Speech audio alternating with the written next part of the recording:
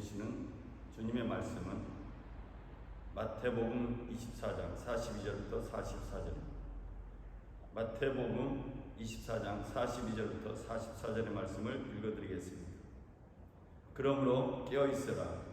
어느 날에 너희 주가 임하는지 너희가 알지 못함이니라.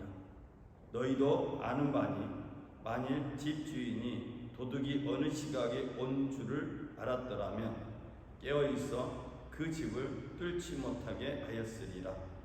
이러므로 너희도 준비하고 깨어있으라.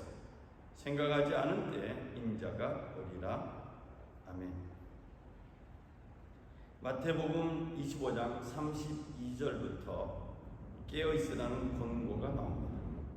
하나님의 시간표에 따르면 어제보다 오늘이 더 임박한 심판의 시간입니다. 마태복음 그래서 우리들에게 부자가 되라, 유명한 사람이 되라고 말하지 않고 오직 깨어있으라고 말하고 있는 것 같습니다. 그렇다면 왜 마태복음은 깨어있으라고 여러 번 경고하고 있을까요? 성령 강림주를 맞이한 우리들에게 이 깨어있으라는 이 말씀이 어떤 의미인지 마태복음을 중심으로 살펴보고자 합니다. 첫 번째, 깨어있으라는 권고는 무화과 나무 비유를 통해서 말하고 있습니다.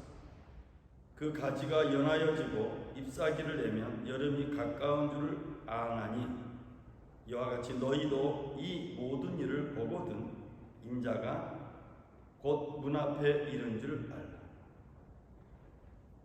때를 보면서 하나님의 심판을 생각할 것을 무화과 비유를 통해서 말씀하고 있습니다. 계절의 변화, 자연의 변화는 창조주 하나님을 기억하라는 깊은 뜻이 담겨져 있습니다.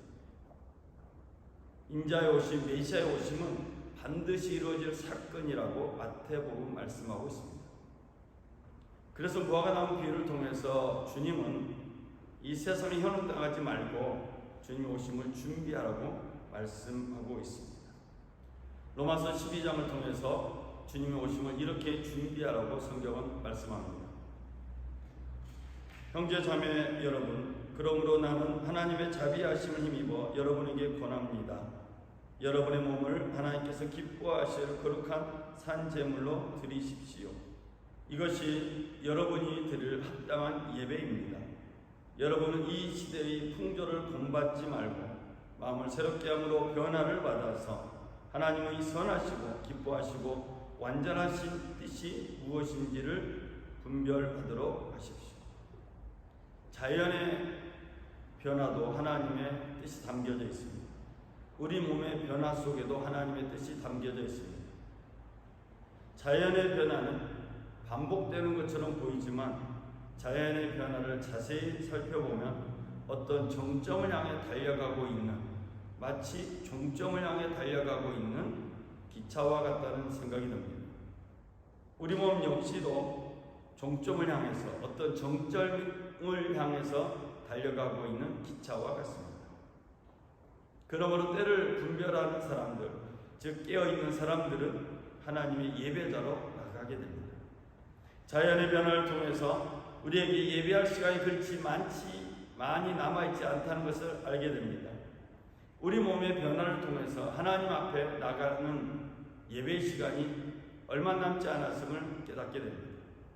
그러므로 저는 성령 강림주를 맞이하는 우리 평화의 가족들, 믿음의 가족들이 다시 깨어있는 사람으로서 예배자로 세워지길 간절히 부탁을 드립니다.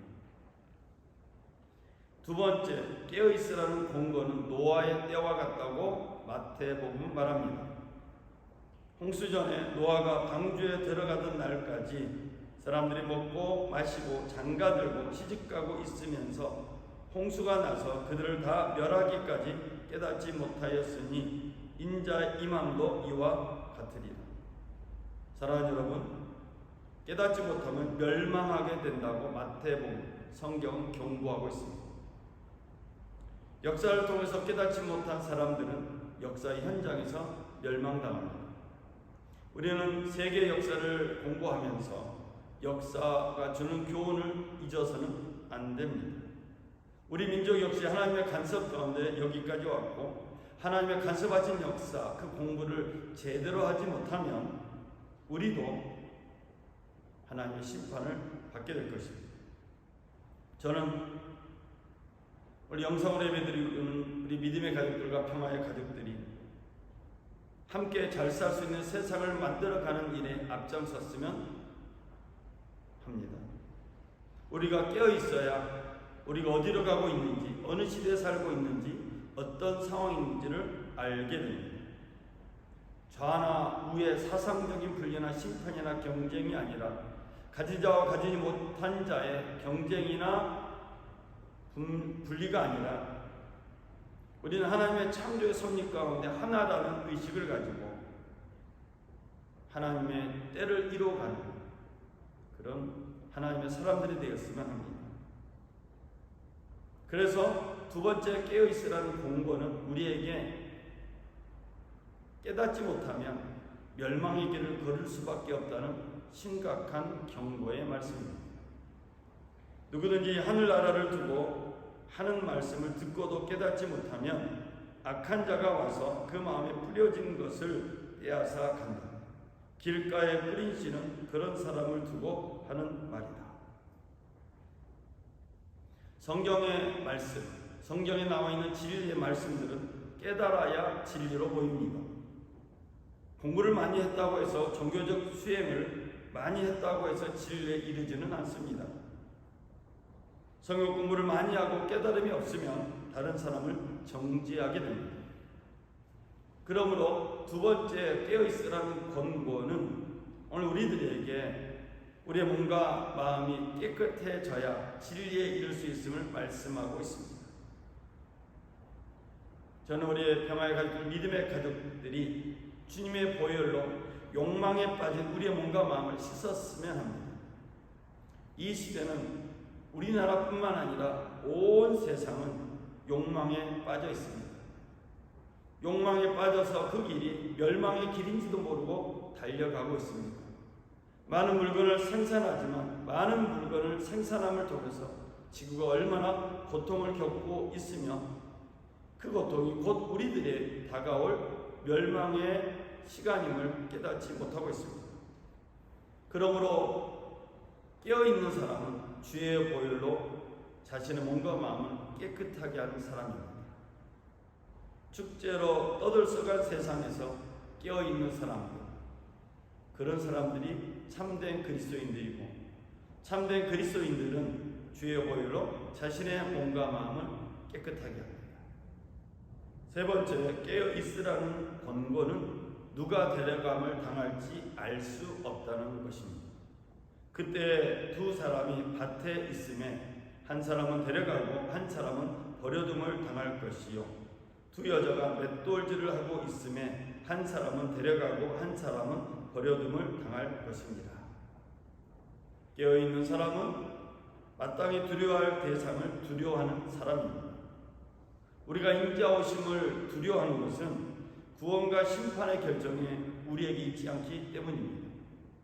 우리의 신학이나 신앙적 체험으로 알 수 없는 것이 주님의 주권입니다.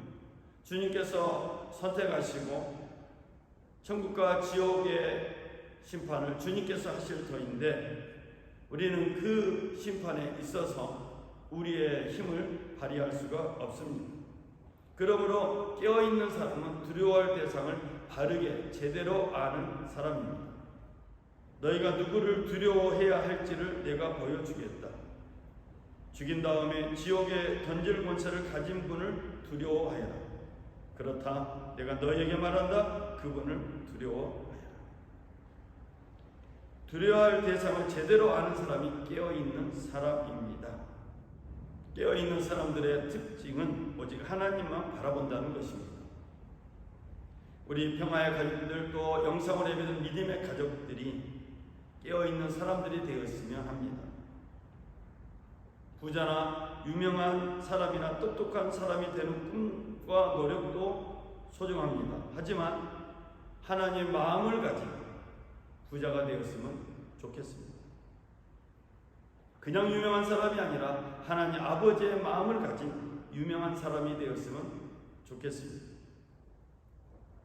학력이 높고 많은 지식을 알고 있는 그냥 똑똑한 사람이 아니라 하나님 아버지의 마음을 가진 똑똑한 사람이 되었으면 좋겠습니다.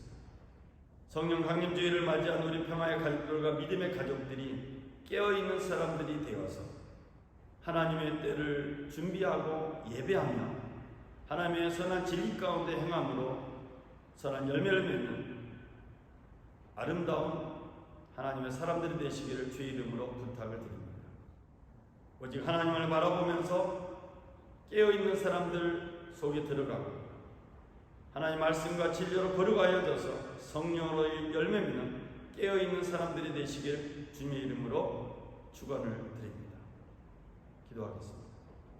사랑의 주 하나님 아버지, 성령 강림주의를 맞이한 우리 평화의 가족들, 믿음의 가족들이 깨어있어서 성령 인치심을 받고 주의 원로 정결하여져서 진리의 말씀이 살아있는 참된 그리스도인들 되게 하여 주시옵소서. 세상의 풍속을 따라다니지 않게 하여 주시고 하나님의 선한 약속을 이루는 믿음의 가족들 되게 하여 주옵소서. 우리 주일 예배를 받아주시는 주님께 감사드리며 우리 주 예수 그리스도 이름으로 기도드렸습니다. 아멘. 이상으로 주일의 말씀을 전했습니다. 이번 한 주간도 주의 말씀을 붙들고 깨어있는 그리스도인들이 되시기를 주의 이름으로 부탁을 드립니다. 우리 하나님께 우리 영광의 박수 올립니다. 할렐루야. 감사합니다.